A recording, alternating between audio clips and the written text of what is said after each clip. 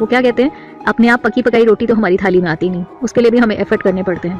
पर जब इसी तरह की चीज़ें हम कुछ एक बड़े प्रॉस्पेक्ट, कुछ एक बड़े प्लेटफॉर्म पे करते हैं तो जाहिर सी बात है उसमें थोड़े से ज़्यादा एफर्ट्स, और हम आदत होती नहीं हमें मेहनत करने की कि अगर मैं नहीं भी करूँगा या नहीं भी करूँगी तो ऐसा तो है नहीं कि काम होगा नहीं, काम तो अपने आप होना ही है, तो चिल मारते हैं।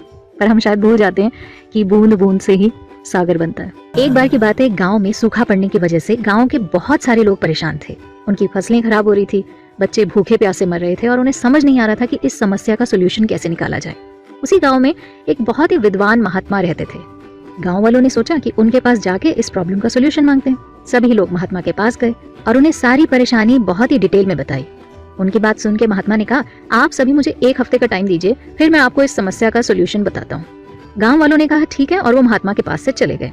पूरा 1 हफ्ता बीत जाने के बाद भी जब साधु महात्मा को कोई सोल्यूशन नहीं मिला तो उन्होंने गांव वालों से कहा कि अब तो आप सबकी मदद सिर्फ और सिर्फ ऊपर बैठा भगवान ही कर सकता है।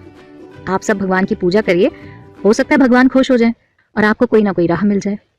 बेचारे गांव वाले, वो कहते हैं ना, जब किसी के पास कोई चारा नहीं होता तो सिर्फ और सिर्फ आपकी नजरें होती हैं ऊपर वाले की तरफ। सबने दिल से प्रार्थना की, भगवान ने उनकी सुनी और उन्होंने गांव में अपना एक दूत भेजा। गांव में पहुंचकर उस दूत ने सभी गांव वालों से कहा कि आज रात को अगर तुम सब 1-1 लोटा दूध गांव के पास वाले उस कुएं में बिना देखे डालोगे तो कल से तुम्हारी झमाझम बारिश होगी और तुम्हारी सारी समस्याएं दूर हो जाएंगी। इतना कहकर वो दूत वहां से गायब हो गया। गांव वाले बड़े खुश हुए और सब लोग उस कुएं में दूध डालने के लिए तैयार हो गए। लेकिन उसी गांव में एक कंजूस इंसान रहता था।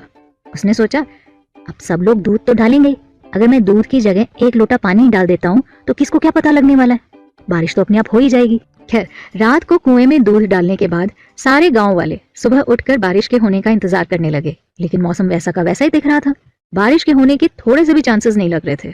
काफी देर बारिश का इंतजार करने के बाद सब लोग उस कुएं के पास गए और जब उस कुएं में झांक कर देखा तो क्या पाया, कुआं तो पानी से भरा हुआ था, दूध की तो एक बूंद भी नहीं थी। सब लोग एक दूसरे की तरफ देखने लगे और समझ गए कि बारिश अभी तक क्यों नहीं हुई। वो इसलिए क्योंकि उस कंजूस इंसान की तरह सारे गांव वालों ने यही सोचा था कि सब लोग तो दूध डालेंगे, मेरा 1 लोटा पानी डाल देने से क्या फर्क पड़ता है। और इसी चक्कर में किसी ने भी कुएं में दूध की एक भी बूंद नहीं डाली और कुएं को पानी से भर दिया।